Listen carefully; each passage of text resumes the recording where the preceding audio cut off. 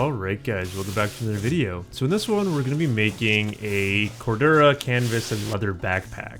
Now I'm very excited about this because this is kind of the culmination of a lot of stuff that I've been trying to learn lately. If you guys missed my last video that I posted, it was talking about the first two bags of this kind of style that I've been trying to learn how to make. So the first one came from a set of plans that I purchased from Etsy. The second one was kind of my adaptation of those same plans.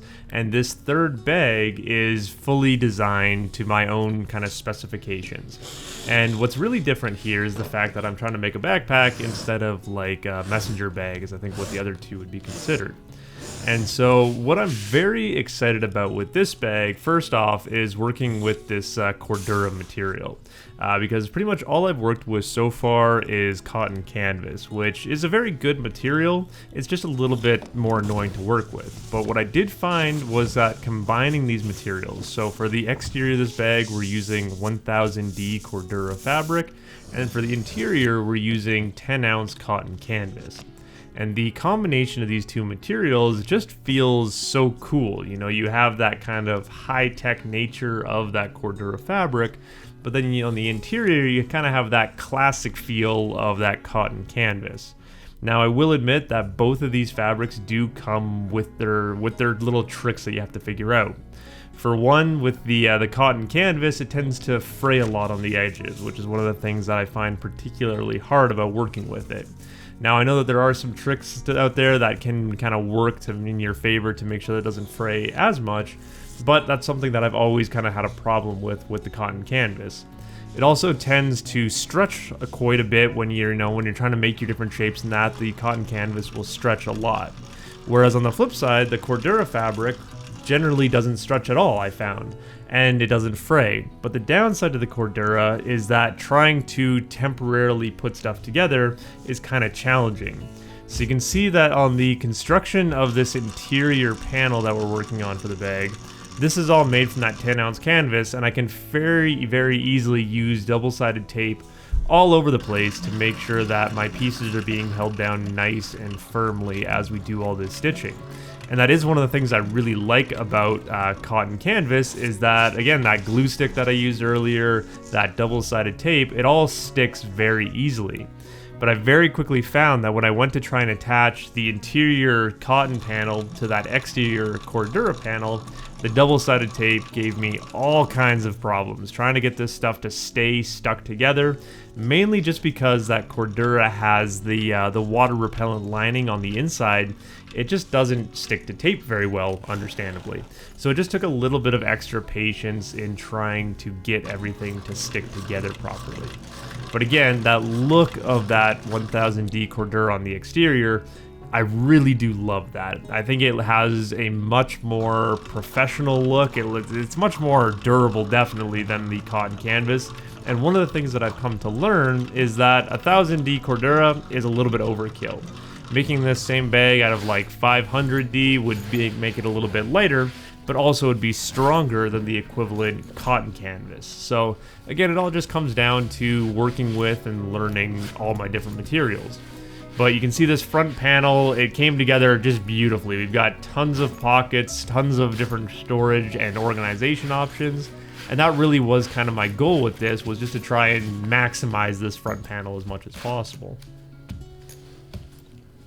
So the leather that I'm using here is Pampas Onyx, and I'm pretty sure I butchered that really badly, but it's an SB Foot leather, which is one of my favorite brands, and it's sold by OA Leather out of Saskatchewan, Canada. And this leather is just some of the most beautiful matte black leather that I've ever seen. I absolutely love this side, and it's a shame that it's been out of stock for quite a while at OA Leather, and I'm really looking forward to ordering more of it when it comes in. But kind of the important part of this is that it's a 4 to 5 ounce leather. So it's a little bit thinner than the stuff that I've typically been working with. And I decided to try and accent this pure black leather with this like sage green leather that I also bought from OA Leather Supply. And I don't remember the exact name of this sage green. It's a beautiful color. As soon as it was released, I bought 5 sides of it because I just thought it was such a cool color of leather. And yeah, it's just kind of perfect. And the idea here was to have a majority like blacked out bag. So all of our straps, all the leather that's going to go into this, all of our fabrics and hardware, that's also going to be kind of a matte black. And then I wanted this green just again as a little bit of a pop of color just to make it a little bit more interesting. So it kind of pulls your eye into the bag itself. And I will say here is that I really like having that combination there. I think that specifically this green leather that I'm using might have been a little bit too thick for a lot of the areas that I tried to use it on this bag, but overall I like the idea of it. So one of the things I will mention here as we work on the shoulder straps is that you're going to notice that these things are very wide. And so one of the mistakes that I made when I was designing the shoulder straps for this bag is I took the shape and the original design from a different set of plans for a different backpack that I'm going to be making at some point in the future. But the plans that I took these straps from, they were meant to be made, those shoulder straps were meant to be made out of fabric and then rolled inside out and filled with some foam. And so with all of that in mind, when I just took that original shape of the straps, they were very, very wide. And so I didn't think to cut these ones down at all. And so one of the things that I would do differently if I was to remake this bag is basically everything you see here that is green, I would make it the same size as that black piece. And then I'd shrink down that black piece just a little bit more, just so that it better fits the contour of the body. And that's a very important point because a lot of the times when you see like nice leather bags or leather backpacks, they typically just have square straps, you know, to carry it with. So I wanted to do something where I took the kind of the modern characteristics of a backpack where we have these really nice contoured straps that tend to fit the human body just a little bit better. Now moving on to the back panel, this is where I decided to take a little bit of the easier route. So rather than focusing on too much on how to design a bag that really fits the contours of the human body, I decided to just go with basically a flat oval shape. So it's just the same kind of square shape that we have on the front panel. And the downside to this is that, again, it doesn't fit the human body very well, but it's a lot easier to make. And so as I kind of go forward and make more bags, I'm going to try to get a little bit more fancy with my design, but this is definitely, for now, the easiest way to do this. And you'll notice one major mistake here is that I completely forgot to put on my top flap. So for some reason I remembered to stitch all of this down, but I forgot to put my top flap in there before I stitched all this on. So what that means is that for the rest of the bag, we're just not going to have that top flap that I worked so hard on earlier, and I may decide to just remake this bag again in the future and install that top flap. But continuing on here, we're going to work on the gusset. So again, just like the previous two bags that I made, this one is going to have a leather gusset on the bottom, and then it'll connect to kind of a combined leather and Cordura gusset on the top side. And I really liked the way that this all came together. It was actually pretty easy.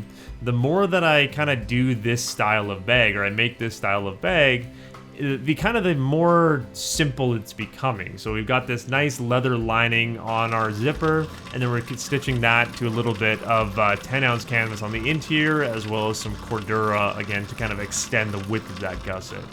And the overall design of this bag, again, this mainly comes from that pattern that I bought off of Etsy, but I really like that I was able to kind of take that original idea and expand upon it myself. And again, it just really works well. It gives you this nice structure to the bag and combines all these materials in a way that looks really, really good. And that for me is the most important part, is I want this to look good. And so this is, again, where we're going to run into some more problems kind of going forward, and it's one of the things I got to keep working on as I make more of these bags, and that is properly skiving leather. Because, again, when it comes to just working with fabrics are super easy because in most cases they're a fairly thin substance. But as soon as you have any thickness of leather, that's where you run into some problems.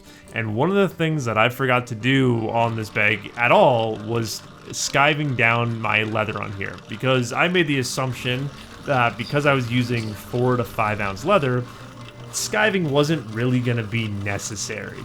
And what this ended up having is that once I had that one layer of leather combined with all those other layers of fabric, and trying to stitch through all of that became such a wrestling match. Now, this did actually turn out quite a bit better than the previous 2 bags that I made, but overall this bag was just very stiff, and it was an absolute wrestling match to try and get this thing turned inside out, or well, outside in, whatever way you want to look at it.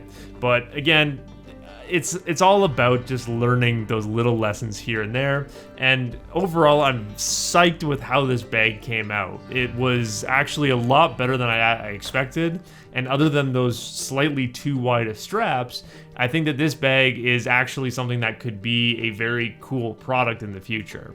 Again, it will take a little bit of changes, a little bit of adaptation, and definitely installing that top flap that I actually wanted to have on there.